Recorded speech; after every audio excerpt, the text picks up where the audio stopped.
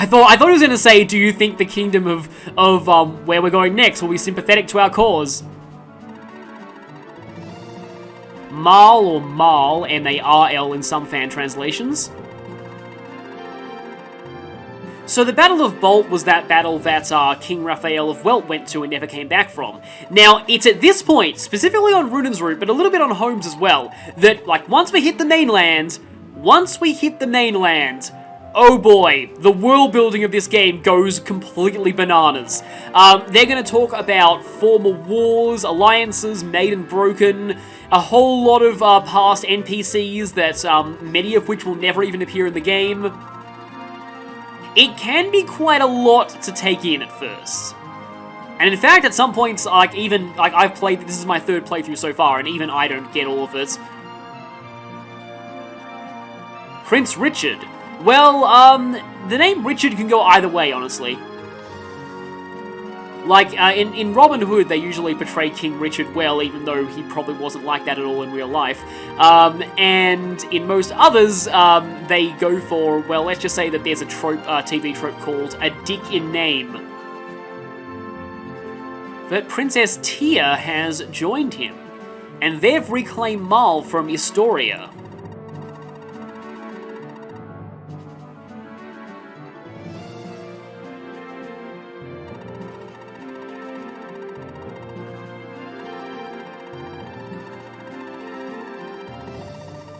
The Leiden royal bloodline. Have we heard of the Leiden Crusade yet? That's something else that's important to the backstory.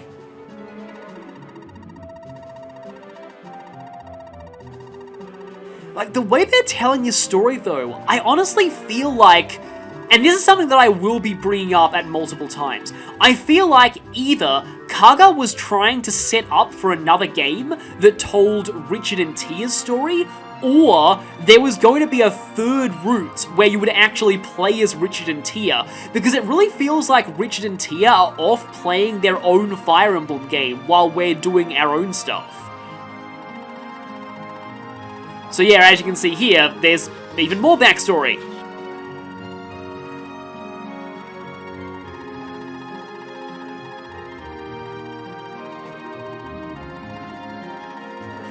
So this is the third Guardian Dragon we've heard about after Morsa and Neuron. All of them are named after the Greek words for, like, aspects of the mind.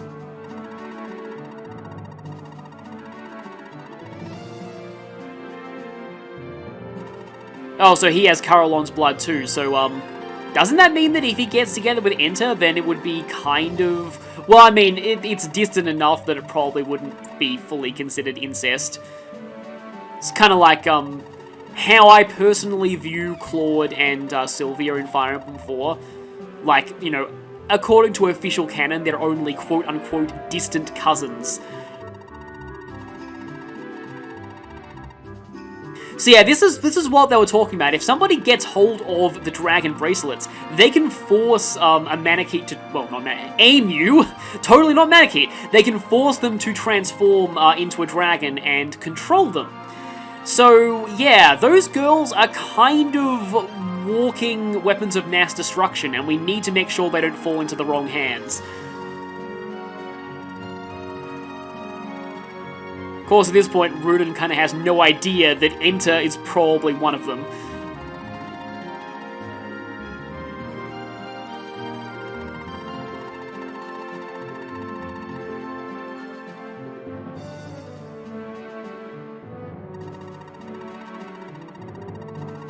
The LLA, I guess? Well, yeah, I guess the enemy of my enemy is my ally, as they say.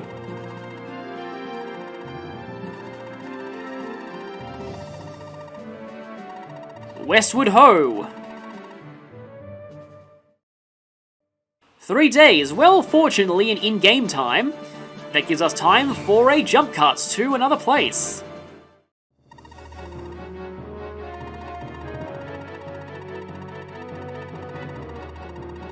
Wait, General Lawrence? That's actually interesting because that would be how Lawrence is, like Lorenz with a Z from Fire Emblem 1 and Shadow Dragon was written. So this is what I mean. It really feels like another game is happening right now. And that either this was stuff from the main game that had to be cut for time, or Kaga intended to turn TearRing Saga into a cinematic universe and make like a parallel game telling the story of Tear and Richard. Because honestly, the story of Tear and Richard would actually make for a very good strategy RPG. There's a lot of very interesting battles they're implied to have.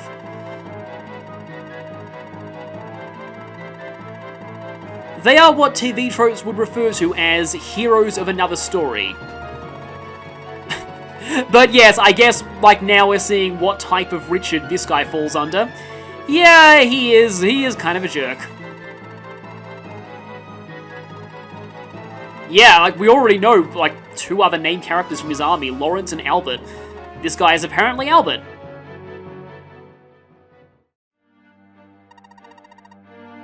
Also, we're meeting somebody called Prince Ronald, a name that nobody can ever take seriously for reasons.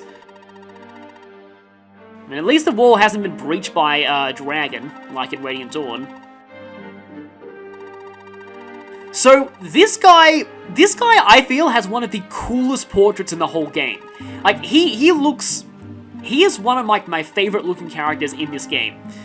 So, he has a unique portrait and a name, and he's part of an ally of the Empire. So, you would think that he's an important character, right? Well, guess how many times in the game you see him after this scene? None! Like, I hate to spoil things, but seriously! I mean, I shouldn't be talking about this because this is important information about the Empire and about what they're doing right now. But I guess after this is over, I will rant about that.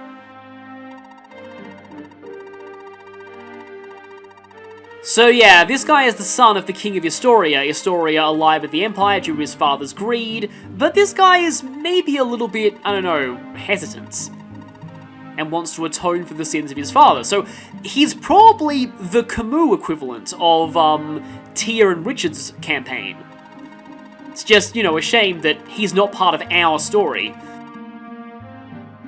And yeah, he helped Tear escape. Actually, in a lot of ways, he's very similar to Camus, because Camus helped Nina escape.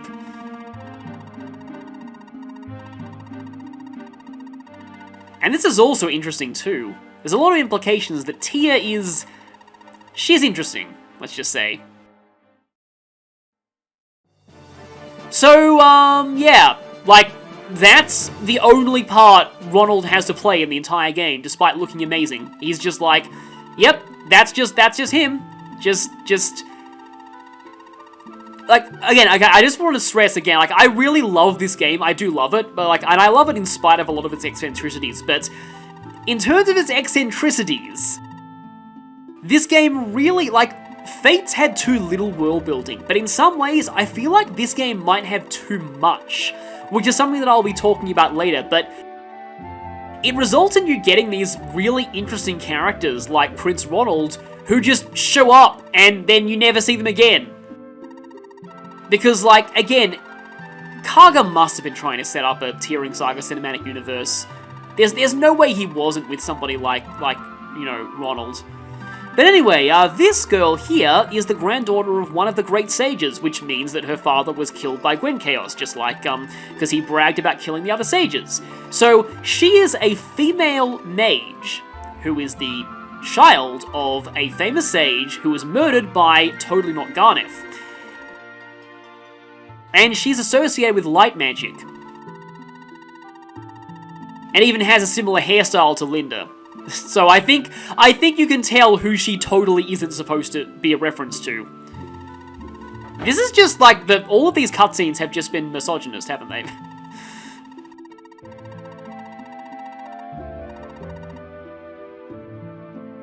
Or actually, maybe it's sexist in the opposite direction.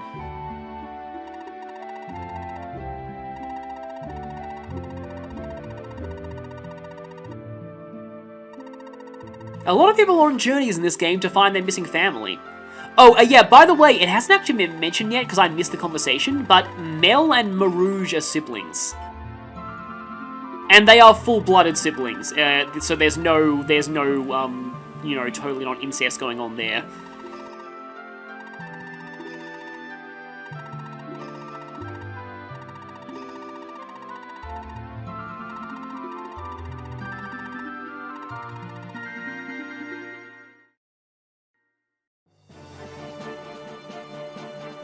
And back to Marl Palace, where it turns out Richard has already won the battle. And we haven't even reached there, so it took 3 days or less.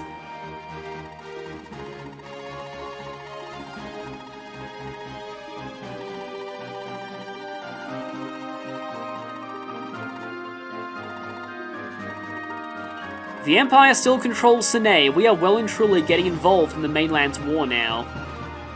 I do at least like these scenes for establishing that, like, the war is still in full swing here. It's not like the smaller problems of Historia. I don't know how I managed it, another typo. Seems like word travels pretty quickly.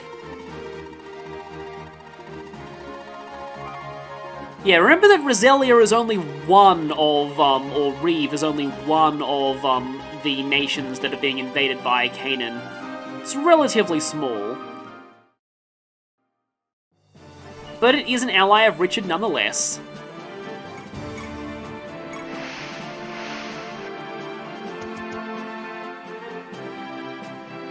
Yet more scenes at Marl Palace. Yeah, there is quite a lot of talking and cutscenes at this point in Runan's story. Because I'm pretty sure that our next battle doesn't even occur until after we've reached Marl Palace. It's even after that.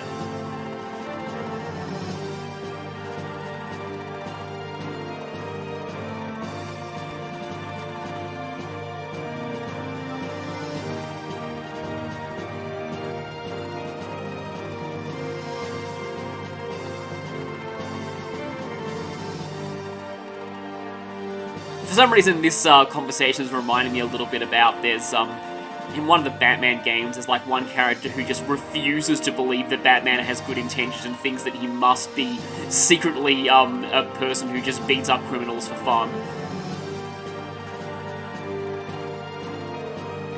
Well, we've met Naive, and, it gets way worse than Tear. And as, yeah, Ronald was hinting at, Tia's actually a lot more savvy than she seems, and, maybe Richard is not exactly the one who is, who has the upper hand in their relationship.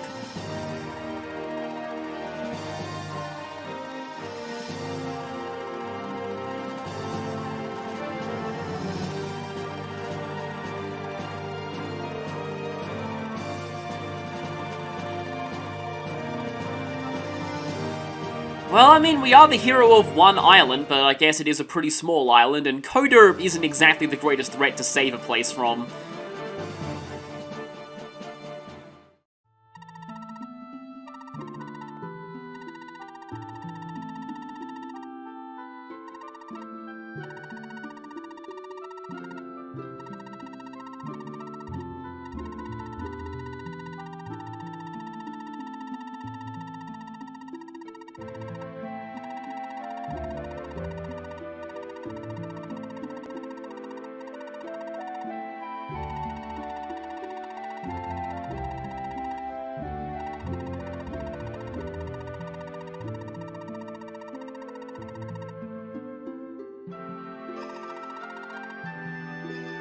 Yeah, I don't want to fully, because that could, like, open up a whole, can of worms regarding, philosophies of stuff that came up with a certain other strategy RPG that I played recently, but, that kind of statement from that lady is something that I personally believe in, but anyway.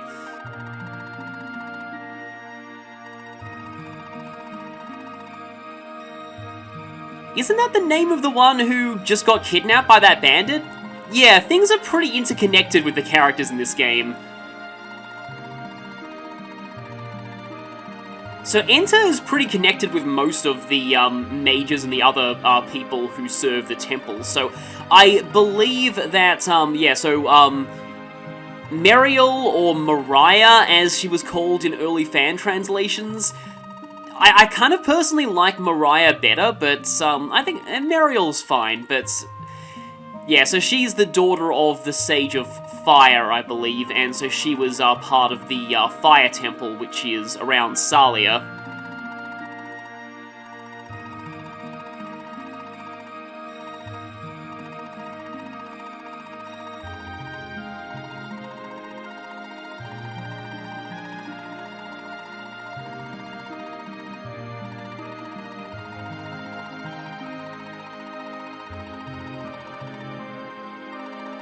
Well, it turns out that we're actually headed to Reeve, but our route's going to be a lot more dangerous.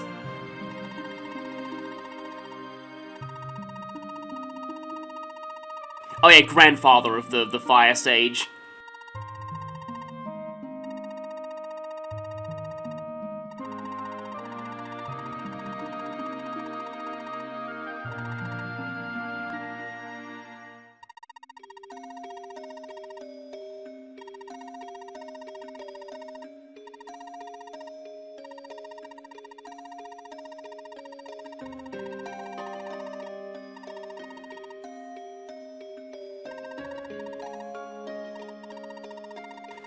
Yeah, so we're getting an official introduction here. We're recruiting someone outside of an official chapter. Alright, I guess we're gonna go into the backstory here, so I probably didn't need to explain it earlier. Oh, actually, wait, no, granddaughter of the Water Shrine, okay then. Yeah, sorry, I do get kind of confused about some of the lore in this game. It does get very dense, and it is unfortunate that I wish this game had a character relationship diagram that was updated periodically, like Radiant Dawn's. The only one I know of has the full chart, and it contains huge spoilers, so I can't really recommend people look at it now, but yeah, I'm sorry about that. It's just, sometimes some of the lore in this whole game is a little hard for me to wrap my head around.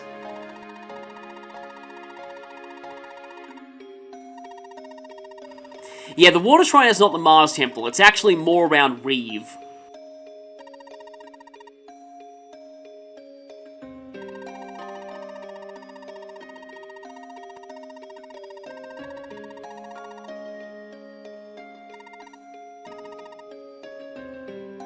Everyone is just going on journeys to find their missing family members, aren't they? Does Eugen have any family?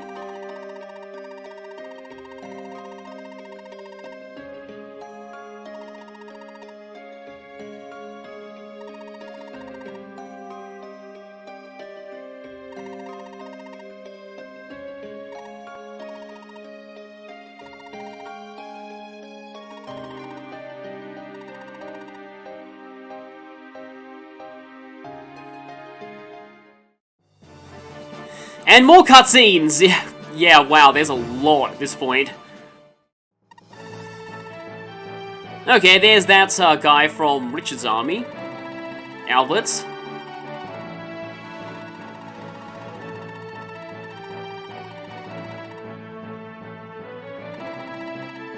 I almost feel like the whole scene with Muriel is actually structured as if it's an optional recruitment, but it's really not. You'll always get her as soon as you arrive in Mal Harbor.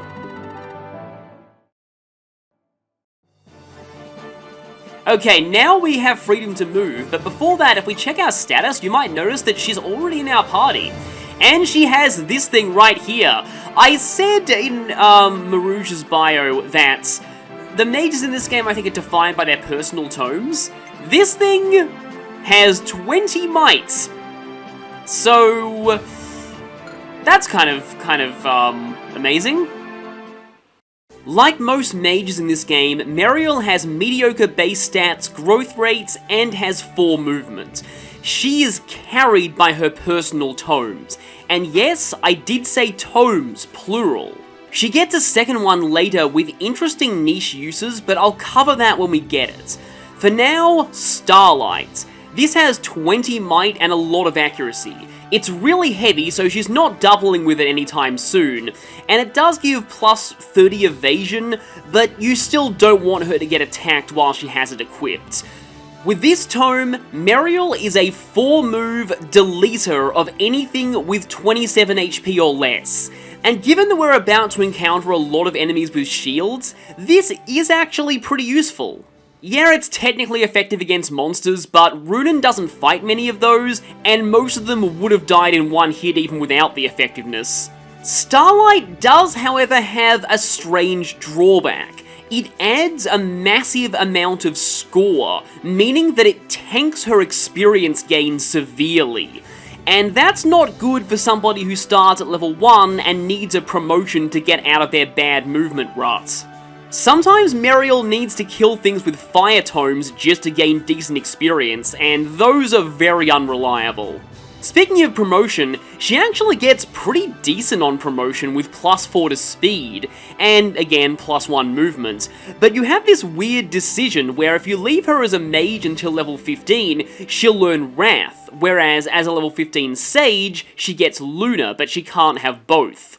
Honestly, this decision is a no-brainer. Wrath is normally amazing, but it's not good on a squishy mage. And going for it means 5 extra levels of 4 move. Definitely not worth it. So on the whole, Meriel is not exactly the greatest thanks to her limited movement and weak stats, but she does have some niches due to her personal tomes, the second of which is very interesting, and I'll talk about it when we get there. Okay, and with that, let's move into Marl Palace for yet more cutscenes!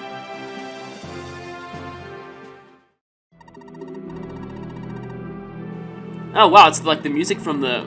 I don't think this is quite the same music from the opening movie, but I think it's a variant on it.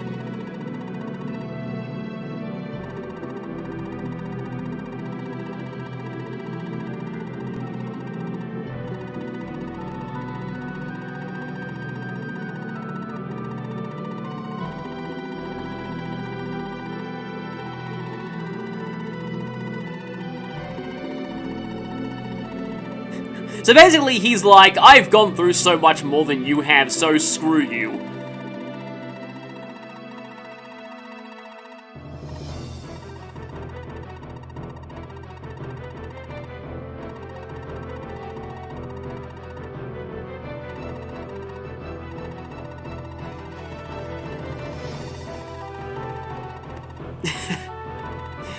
Not quite as awesome as that point where Jagan totally destroys Lang in Mystery of the Emblem, but Eugen at least tries. He's certainly more comic relief than many of the advisor characters in the series are.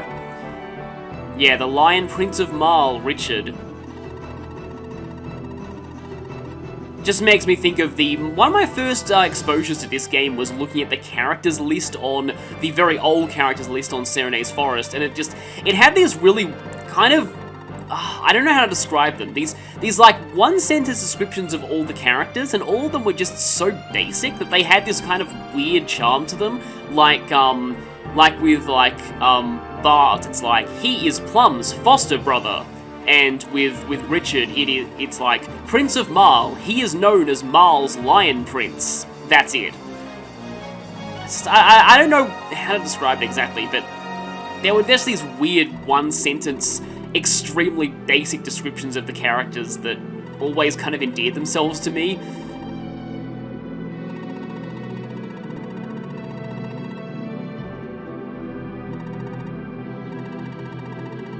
Back to what's going on though, I do like it when games like this actually put some effort into describing how alliances go and how people negotiate with other powerful armies. I feel like that's not really done enough in these kinds of stories. You know, peace conferences in these games usually go the way of the whole Morsa incident and everyone just burns to death.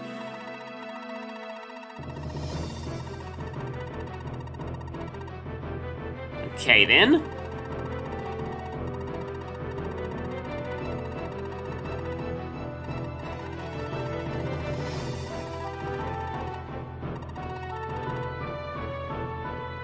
We can never really tell whether Richard is really a jerk or if he's just acting like one.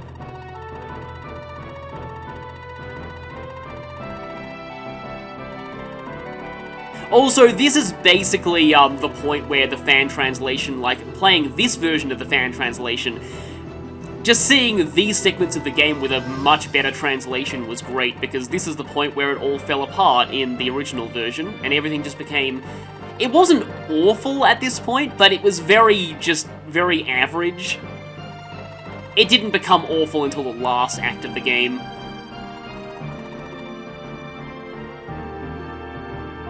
So Tia is in fact the princess of Leda, as he's explaining here.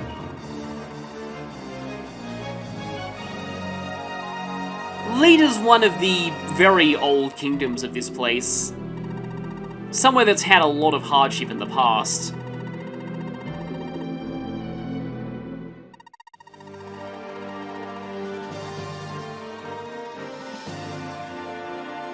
That's a very interesting way of spelling Trent.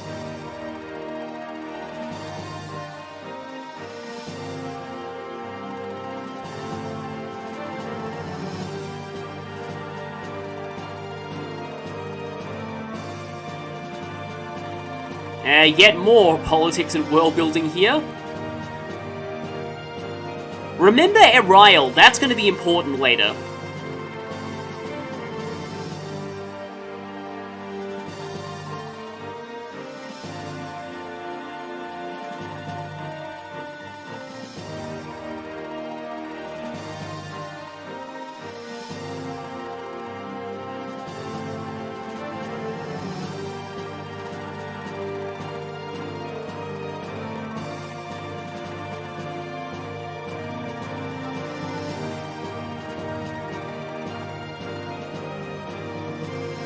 It is just, like I mentioned before, Tia is pretty much playing her own Fire Emblem game off-screen, and Historia is very much an off-screen antagonist.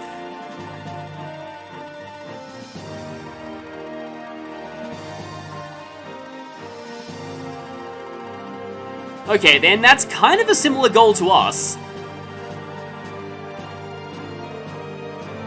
Except he seemed pretty strong when we last saw him and had a weapon that prevents counterattacks, so we'll need to find a way around that.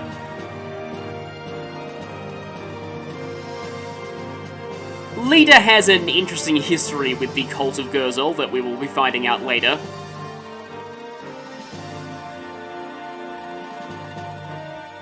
I mean, we really did need to figure out what her real motives were. I mean, we didn't want to, end up allying with someone who actually just wanted to take over the continent for herself.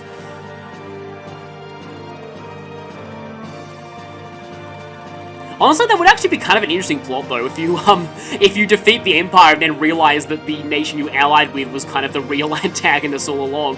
Although I feel like they already... I know there's a game that's already done that, I feel.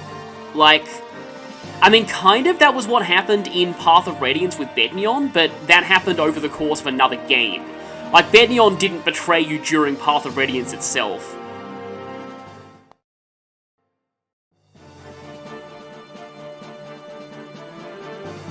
And yet more cutscenes! Except this time we're finally getting to see, like, this might be the first time we've actually really seen the Empire of Canaan directly. So all of those, all of that crazy politics and world building before, and we hadn't even got into the Empire yet.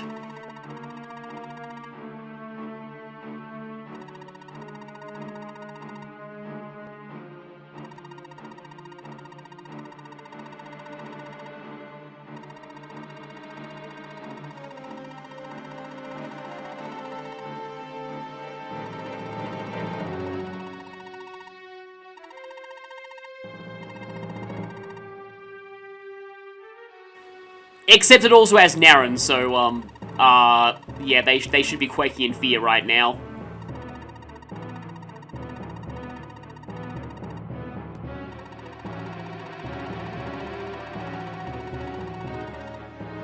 At least this guy is self-aware enough to realize that you should never underestimate ragtag groups of soldiers.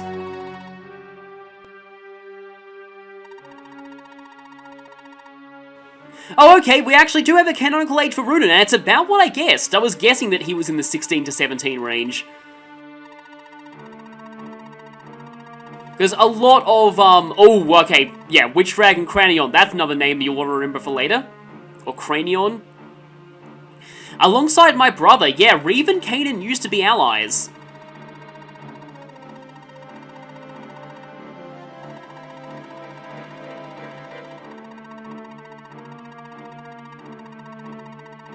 And I don't know if, like, this is fully, been sort of hinted at. Actually, no, this was hinted at in the opening scroll, that, the kingdom that Runen is from, its leadership currently is not good, so... It's definitely not a case of the protagonist's homeland being perfect.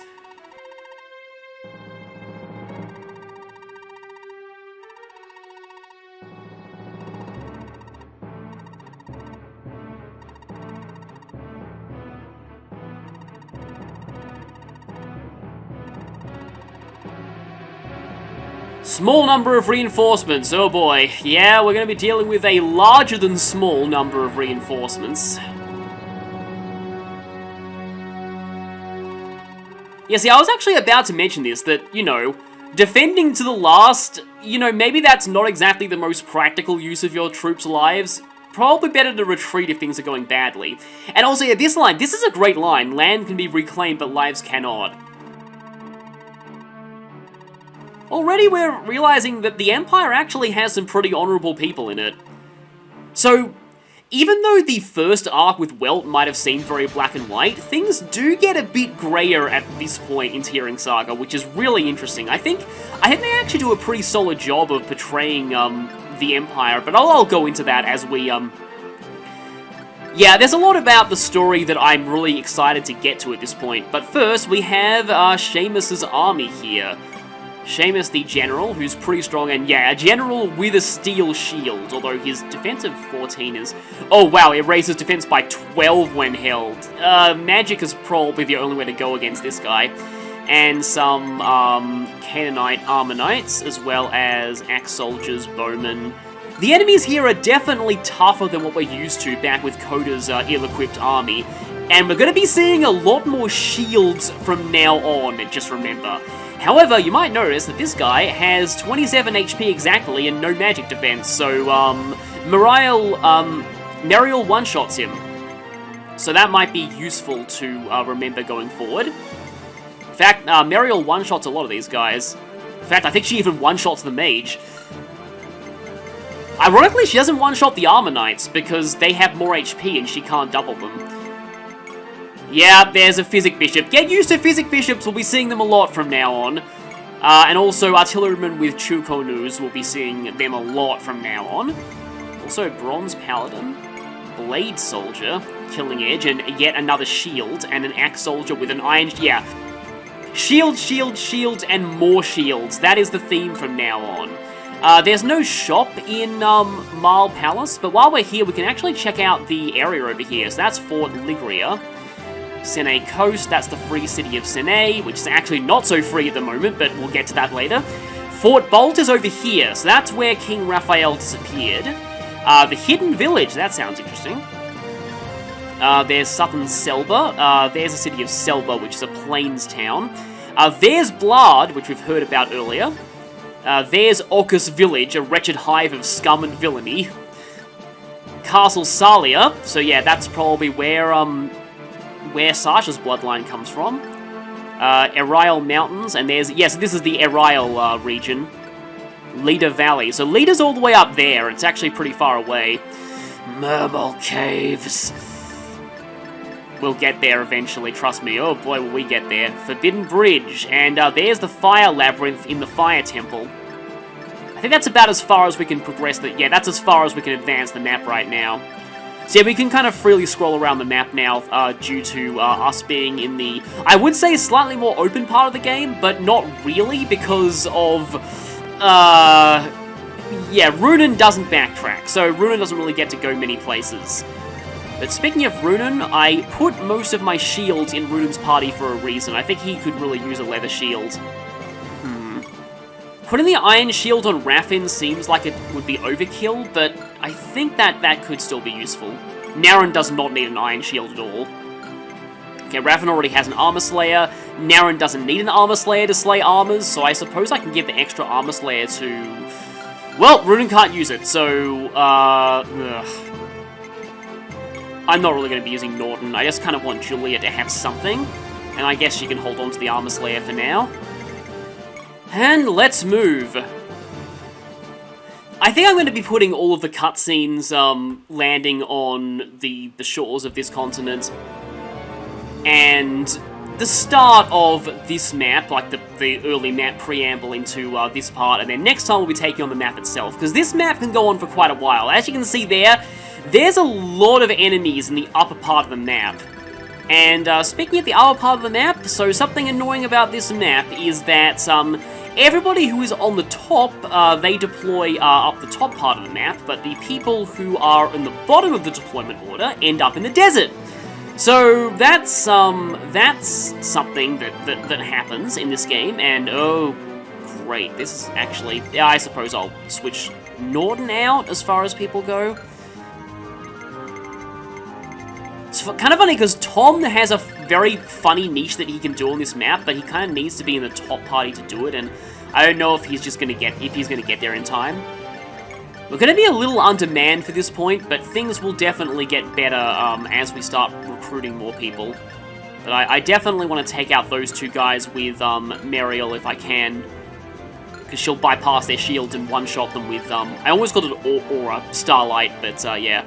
Okay, there's a Bow Knight with a Brave Crossbow there too, which is somewhat dangerous, and then there's that guy. There's also a Commando Knight there with Steel Blade, and a few archers. So the other thing about this map as well is that it also has a pretty brutal anti-turtling measure that comes into play a bit later on.